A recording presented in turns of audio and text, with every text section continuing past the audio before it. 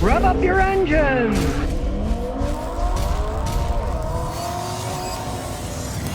Well, here we go. Toyota's obviously underestimating how Americans think because they're now charging people for apps that are in the car that they got free for the first year, but now they got to pay money for it. Bob Mance Jr. sends him an email. Says, look at Toyota. I purchased a $45,000 RAV4. 1 year later, to get my remote start, I have to pay $180 to use the app. You'd think they could provide remote connect outside of pay packages, but no. Then he sent me a link and they show you all the different things you can pay, how you can pay for it. Ridiculous. Toyota, you're fools. You don't understand the American mentality. Our mentality is, we just forked out $45,000 for that RAV4. We want to use everything that it has, including the remote start. Maybe you're in Buffalo and it's covered in snow, so you start it up, warm it up, then the snow will melt and you can drive without having to freeze yourself to death, taking all the snow and ice off, right? Drug pushers, right? We'll give them it the first year free, but then, man, they're going to pay to use that service that they've already paid $45,000 for the car. Boo. You know what I say to people? Don't accept this crap from companies. What about this? Do I get it free? No, you got to pay extra. Okay, I'm not going to buy your car. I'll go to another company that does give it to you free. It's still a somewhat competitive world out there, right? And if all the dealers are going to contact the manufacturers and say, look, people aren't buying our cars because you're ripping them off after the first year, they got to pay. You better make this stuff free or we're going to lose sales and we're not going to be able to sell your cars anymore. There's ways to get back at these companies. When they're greedy like that, hey, see what's out there. See what choices you have. And look, the sales guys are only trying to sell you something. And if they find out they're losing the sale, they're going to be complaining to the sales manager saying, we can't sell these because the people are saying, hey, we're not paying extra. We just forked out all this money. And then they find out that, say, maybe Honda has it and Honda doesn't charge. They'll say, hey, they went and bought a Honda because they don't charge and they're tired of this stuff. So there's always ways to get back at these companies. If you complain enough, somebody loses a sale, and eventually it'll get back. If a lot of people do it, lose a lot of sales because of greed.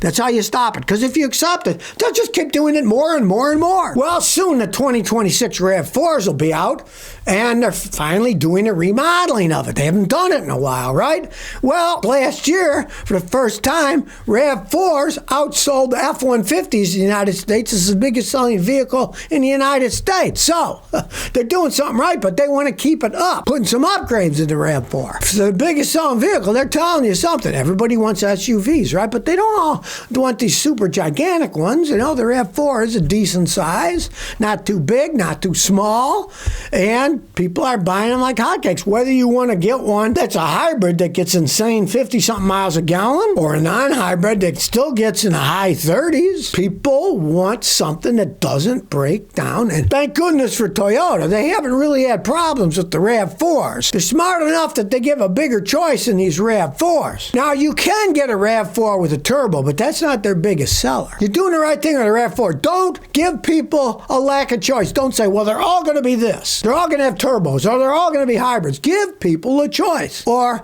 they want to try an electric vehicle, they'll get the RAV4 plug-in prime that they can drive up to 55 miles on electricity alone. I've had customers with them, and that's what they get on the highway. They can go 55 miles before the electricity runs out, and a lot of them just go back and forth to work. They go through maybe 2-3 tanks of gas, that's it. They just keep plugging it in at home or at work and drive it as an electric car. Some people want to try that, some don't. Give them a choice. You'll sell more of them because people want something. They like the idea of the RAV4, but give them a choice, a regular engine, a turbo engine, or a hybrid system.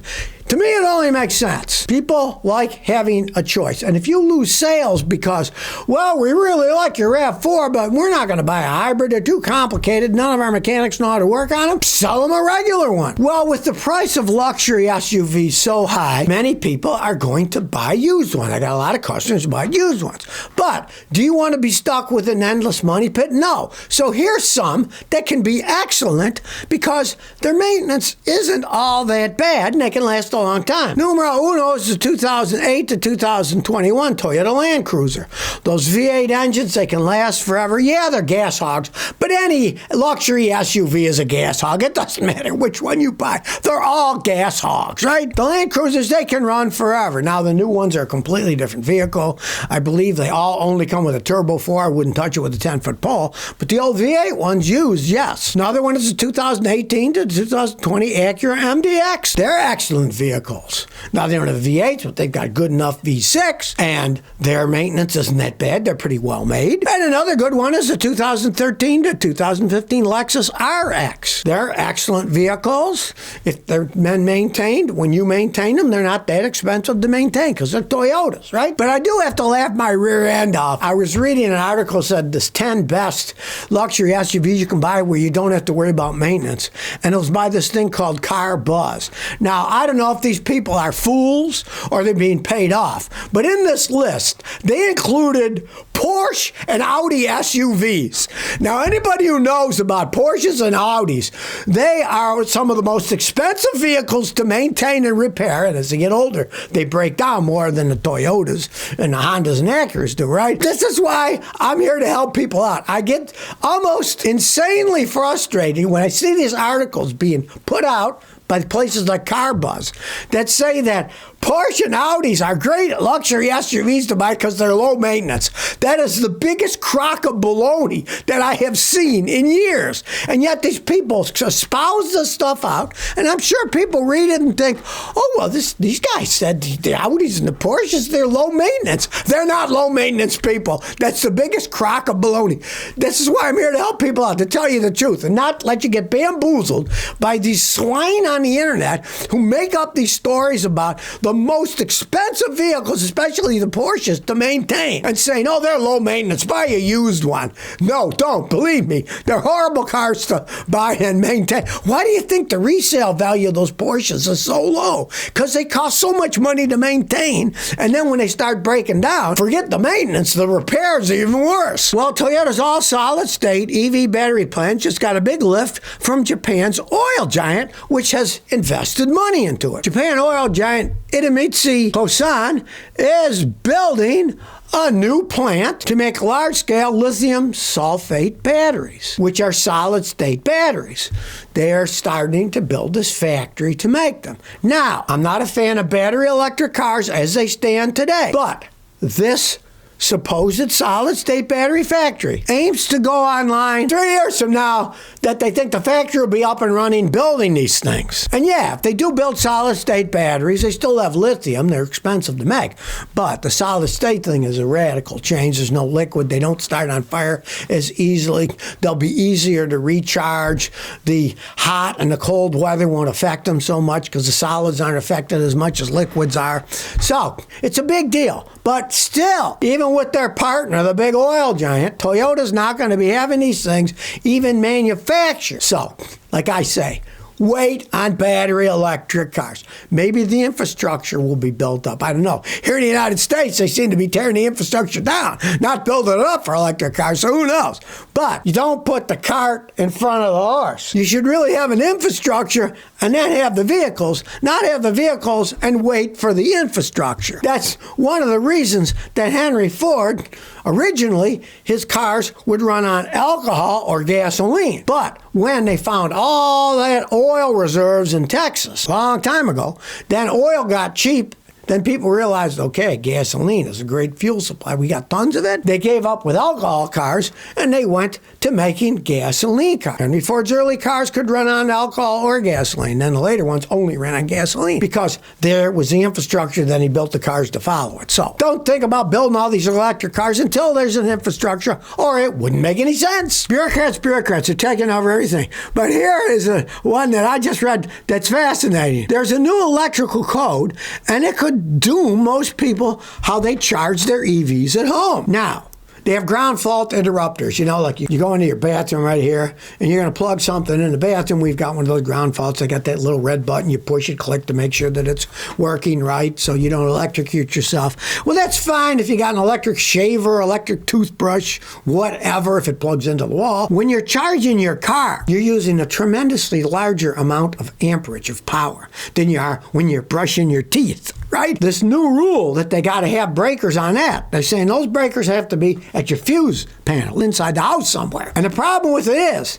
they use so much power on these house chargers, the 240 ones that can charge a big electric car in like 7-8 hours instead of 2 or 3 days if you're doing it with 120 volts. There's so much power that a little moisture or temperature change can trip the ground fault interrupter circuit, and then you think your car is charging, but it's tripped, and you get up, my car didn't charge. Then you go to your fuse box and find out it tripped that damn fuse again. To show you the difference, if you have 120 volt GFCIs, one of these circuit breaker things, it can be tripped by 5 milliamps in the United States, which is okay for inside your house, little things you're using. But for a 240 volt plug-in receptacle, they're saying now they have to have the same CCID5 4 to 6 milliamp trip circuits. Well, 4 to 6 milliamps. You might be charging that baby with 40 amps. And for sure, something's going to go wrong and it's going to trip it, and then you plug your car in. So now they're making a rule that's for safety. I'm not arguing the safety bit, right? But if you're plugging an electric car in a 240 outside and it starts tripping it all the time, and you're plugging it at night when you're sleeping, what are you going to do? Get up every 10 minutes? Did it trip it yet? No. Did it trip it yet? No. Oh, yes, it did. Now I got to turn it back on. This electric car stuff isn't ready for prime time. You can see that. And now the government regulations are making it even harder for it to work. I read about New York State that they couldn't put chargers in certain places on the New York Thruway. They wouldn't allow them for whatever rule they had to stick them there. Government won't let the other government put chargers in for them. So this electric car stuff with batteries in them, total rat's nest. So if you never want to miss another one of my new car repair videos, remember to ring that bell.